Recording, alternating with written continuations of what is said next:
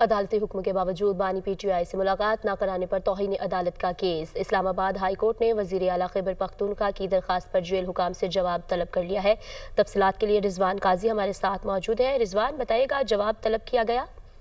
جی، اسلام آباد high court نے عدالتی حکم کے باوجود بانی پی ٹی آئی سے ملاقات نہ کروانے پر توہین عدالت کیس میں وزیر اعلیٰ خیبر پختونخوا علی امین گنڈا پور کی درخواست پر جیل حکام سے جواب طلب کر لیا اور کہا ہے کہ ابھی ہم صرف جیل حکام سے جواب مانگ لیتے ہیں۔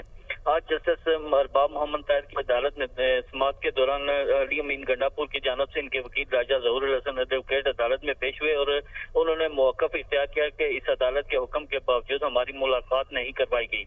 اس عدالت کے ستمبر اور اکتوبر 2024 کے آرڈر کی خلاف ورزی ہوئی ہے، جس پر جسٹس ارباب محمد طاہر نے استفسار کیا کہ کیا آرڈر تھا ہمارا جس کی خلاف ورزی ہوئی ہے، جس پر وکیل نے بتایا کہ عدالت نے کوارڈینیٹر کے ذریعے ملاقات کا کہا تھا اور عدالت نے کہا کہ آپ ستمبر اور اکتوبر 2024 کی بات کر رہے ہیں، اب 2025 ہے، آپ چاہتے ہیں کہ ہم کوارڈینیٹر کے خلاف کارروائی کریں، اسے پکڑیں۔ اور عدالت نے برہمی کا اظہار کرتے ہوئے کہا کہ ہم ریکارڈ منگوا لیں گے، اگر کچھ غلط بیانی ثابت ہوئی تو آپ کو جرمانہ عائد کریں گے۔ عدالت نے یہ بھی کہا کہ ہم کوارڈینیٹر کے ذریعے ملاقات کا کہا تھا کہ اب ملاقات نہیں ہوئی اس کے بعد، جس پر وکیل نے بتایا کہ گزشتہ ہفتے ہم نے اڈیالہ جیل گئے تھے لیکن ملاقات نہیں ہوئی۔